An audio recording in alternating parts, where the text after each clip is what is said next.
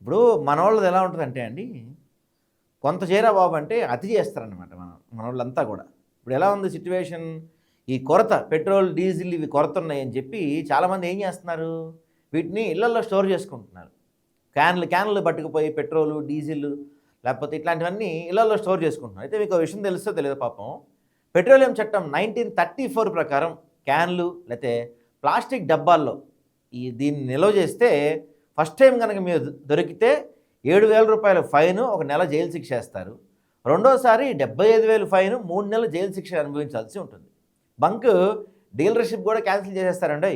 ఒకవేళ నిల్వ వల్ల ప్రమాదాలు జరిగి ప్రాణ నష్టం సంభవిస్తే క్రిమినల్ కేసులో కూడా ఇరుక్కుంటారు. అందుకే పాపం ఈ పెట్రోల్ బంక్స్ వాళ్ళు ఏం చేస్తారంటే, మేము క్యానుల్లో వాటిలో పోయమని చెప్తూ ఉంటారు, మన వాళ్ళు వెళ్ళి గొడవలు పెట్టుకుంటూ ఉంటారు. కాబట్టి అట్లా క్యానుల్లో మీరు ఫిల్ చేయించుకున్నా చేసినా ఇద్దరు ఇరుక్కుంటారు. కాబట్టి జాగ్రత్త వహించండి.